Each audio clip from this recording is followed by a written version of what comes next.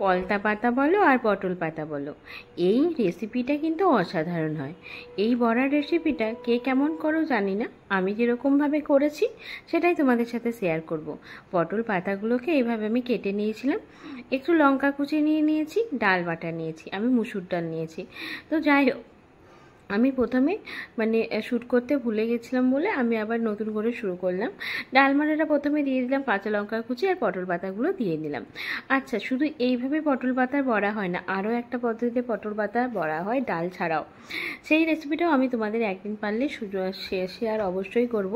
তো তারপরে দেখো, আমি এখানে হলুদ দিলাম, লবণ দিলাম, ধনিয়া গুঁড়ো দিলাম, আর জিরে গুঁড়ো সামান্য দেব, একটু কালো জিরেও দিলাম। এইভাবে পটল পাতার বড়া যদি বা পলতা পাতার বড়া যদি করা যায়, অসম্ভব সুন্দর হয়। গরম গরম পাতে ডাল দিয়ে এই পটল পাতার বড়াটা অসাধারণ লাগে। তো যাই হোক, আমি তারপরে সব রকম গুঁড়ো মশলাগুলো দিয়ে নিলাম। কাঁচা লঙ্কা তো দিয়েই দিয়েছি, ঝালের জন্য তোমরা চাইলে একটু গুঁড়ো লঙ্কারও ব্যবহার করতে পারো। তারপরে এইভাবে মাখা হয়ে যাওয়ার পর এখানে আমি কিন্তু একটু গরম মশলা ব্যবহার করে নিয়েছি। গরম মশলার ব্যবহারটা অবশ্যই করবে, তাতে এর টেস্টটা বেশ ভালো আসে। গরম মশলা বা যদি বাড়িতে যে কোনো মশলা থাকে, ম্যাগি মশলা বলো, যে কোনো মশলা থাকে, ওটা দিয়ে কিন্তু 1 চামচ মতো দিয়ে, 1 চামচ বললে পরিমাণটা যতটা লাগবে সেই মতো দিয়ে কিন্তু অবশ্যই এই বড়াটাকে মেখে এরকমভাবে ভেজে নিও। গরম গরম অবশ্যই পরিবেশন করে দেখো, বেশ ভালো লাগবে। তো তারপরে দেখো, আমি তেল বসিয়ে দিয়েছিলাম, তেল গরম হয়ে গেছে। তারপরে বড়াগুলোকে এইভাবে দিয়ে নিলাম, দিয়ে নিয়ে একটু এপিট ওপিট করে লাল করে ভেজে নেব। কারণ দেখো, এক পিঠ উল্টে নিলাম।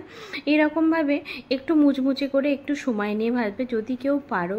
যদি কারো মনে হয় যে আরও বেশি মুচমুচে চাই, ডাল দিয়ে বানালে এমনি একটু মুচমুচে হয়, তবে যদি চাও আরও একটু মুচমুচে হোক, তাহলে একটু চালের গুঁড়ো এখানে ব্যবহার করে দেবে, তাহলে দেখবে আরও মুচমুচে হবে।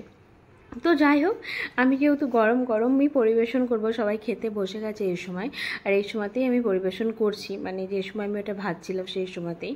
তো সেই জন্য আমি আর চালের গুঁড়োটা ব্যবহার করিনি, আমি এইভাবেই গরম গরম ভেজে পরিবেশন করে দিয়েছিলাম।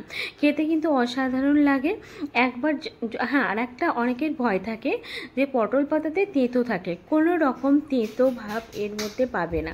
কোনো রকম এইভাবে যদি বড়া ভাজা হয়, তাহলে কোনো রকম তেঁতো থাকবে না। আর এই বড়াটা কিন্তু উপকারীও।